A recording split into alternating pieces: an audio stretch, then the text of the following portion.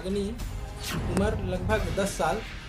उन्होंने कहा कि धीरे धीरे आस्ते आस्ते 1-2 दिन के बाद बताई कि पापा अम्मी को बहुत मारते थे और इनका एक कोई लेडीज टीचर के साथ अवैध संबंध भी था।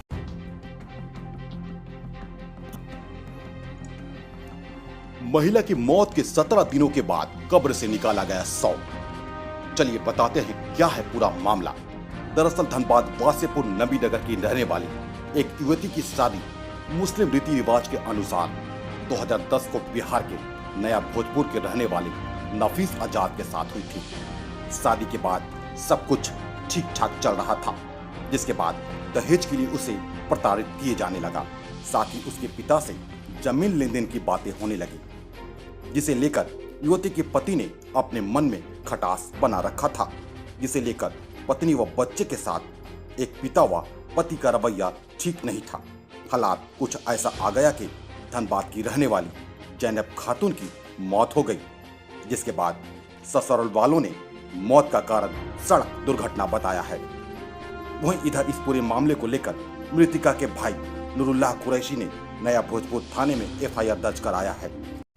सर बताएंगे क्या कुछ मामला है? कब्र से एक महिला की शव निकाला जा रहा है। 5/10/22 को एक एक्सीडेंट का घटना हुआ था बक्सर में और वो उसके परिजन आकर यहाँ दफना दिए थे। इसके बाद वहाँ जाकर 16 तारीख को FIR कराए। वहाँ से टीम आई, मजिस्ट्रेट के ऑर्डर से यहाँ से निकलवा कर पोस्टमार्टम के लिए MNCS भेजा जा रहा है। क्या 4/10/22 को यहाँ पर एक्सीडेंट की घटना बता रहा था, लेकिन बाद में इनके परिजन लोग 16 तारीख को आकर डुमराव नया भोजपुर में आकर कांड दर्ज करवाए हैं डॉरी डेथ का जी। इसमें हम लोग अनुसंधान कर रहे हैं। कोर्ट के CGM बक्सर कोर्ट के आदेशानुसार सीनियर डिप्टी कलेक्टर के नेतृत्व में हम लोग लाश को निकाल कर पोस्टमार्टम के लिए विधिवत तो यहाँ से ले जा रहे हैं। होगी सर, ये कुछ जानकारी देंगे जी? कहाँ पोस्टमार्टम होगी और कौन डॉक्टर की टीम? पोस्टमार्टम यहाँ लोकल जो हॉस्पिटल है, सदर हॉस्पिटल नहीं, सदर हॉस्पिटल शहीद निर्मल सिंह। भाई नूरुल्लाह का कहना है कि हमारी बहन को जहर देकर मौत की नींद सुला दिया गया है, जिसे लेकर इंसाफ चाहता हूं। वहीं पूरी घटना के बाद आज शनिवार शमशेर नगर कब्रिस्तान से शव को निकाला गया, जिसके लिए बिहार बक्सर SP के निर्देश अनुसार मामले की जांच के लिए 5 सदस्यीय टीम का गठन किया गया। शव को कब्जे में लेने के लिए धनबाद भेजा गया। टीम सदस्य ने भोली OP प्रभारी के सहयोग से शव को कब्जे में लिया और पोस्टमार्टम के लिए धनबाद के SNM SH भेज दिया गया है। अब मामले का खुलासा जांच के बाद ही पता चल पाएगा हत्या है या दुर्घटना। भगनी उम्र लगभग 10 साल।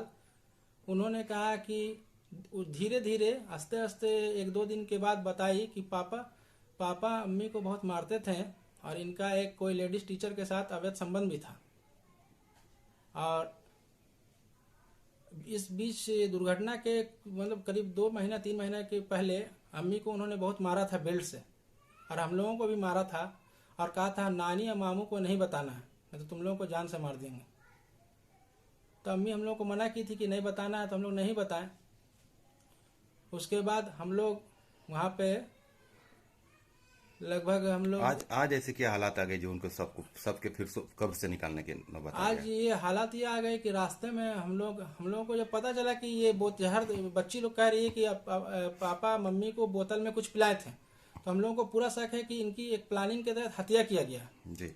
हाँ, ये हम लोगों को पूरा शक है। और हम लोगों ने इसकी डिमांड हम लोग यहाँ पे धनबाद बैंक मोड़ थाना में भी शिकायत किया था। इन्होंने बोला यहाँ पे केस नहीं होगा। फिर हम लोग जहाँ पटना रमना रोड में हमारी बहन अच्छा, मौत होने के बाद मिट्टी मंजिल के बाद कुछ बातें आप लोगों के बीच हुई थी, जो बच्चों को जमीन वगैरह दिया गया था, 15,000 रुपये महीने देने की बात की गई थी। ऐसा इस बात में कितने? नहीं, ये कोई सच्चाई नहीं। ये एक प्लानिंग के तहत इन लोग एक षड्यंत्र कर रहे हैं, ऐसी कोई बात नहीं थी। तो हम लोग यहाँ से जब हम लोग को पता चला कि हत्या हो गया है, हम लोग को बच्चे लोग बताए, तो हम लोग यहाँ से गए नया भोजपुर थाना केस करने के लिए। तो हम लोगों का केस को उन लोग चैलेंज कर दिए, यहाँ पे केस नहीं होगा। और वहाँ के थाना प्रभारी ने कहा अब दोनों के कोर्ट में भी केस पहले से केस चल रहा है? नहीं, कोई केस वगैरह नहीं चल रहा। हम लोग के थाना प्रभारी ने कहा कि पेपर लेके उन लोगों को बुला दिया वहाँ पे। वो 2-3 गाड़ी आई और हम लोग को कहा कि ये आपस का पारिवारिक मामला है, इसको आपस में बैठ के 20 को अचानक 2022 को अचानक मेरे छोटे भाई अब्दुल्ला के नंबर पर फ़ोन आया मेरे बहनोई नफीस एजाज का, करीब 11 बज के कुछ मिनट में, कि आपकी बहन का मौत हो गया। तो हम लोग अचानक घबरा गए। उसके बाद हमारे छोटे भाई अब्दुल्ला बड़े भाई को फ़ोन किए, ऐसी सी बात है, जो सिवान में रहते हैं उनको फ़ोन किया। तो उन लोग 5 बजे पहुँचे वहाँ पे और हम लोगों को बताया गया कि हम लोग रास्ते से जा रहे थे और उनकी दुर्घटना हो गई।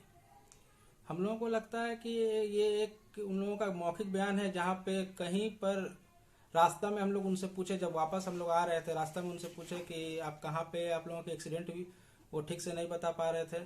कौन हॉस्पिटल में ले गए वो भी नहीं बता पा रहे थे। उसके बाद हम लोग पूछे जो बाइक से गिरे वो बाइक, मतलब कहीं पे कोई थाना में उन्होंने सूचना भी नहीं दिया। और हम लोग वहाँ पे पहुँचे तो हम लोगों की बहन की लाश बीच आंगन में पड़ी हुई थी। हम लोग घबराए हुए थे और हमारे अब्बी ने कहा कि ठीक है, ऐसा करते हैं कि लाश को हम लोग लेके चलते हैं धनबाद में, दफन किया जाएगा। तो हमारे बहनों से मेरे अब्बी ने पूछा कि आप जो सूचना दिए थाने में, तो उन्होंने कहा हम सूचना दे चुके हैं और सारा रास्ते का पेपर वर्क कर चुके हैं। तो हम लोग लेके आके यहाँ पे तैयार हो गए। ये एक पहले बता रहे थे कि डेथ हो गया एक्सीडेंट करके, जिसमें हम लोग को पूरा बरगला दिए थे।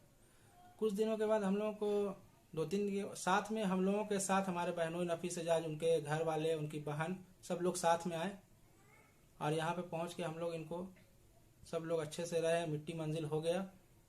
उस समय तक हम लोगों को लग रहा था कि ये नेचुरल डेथ है।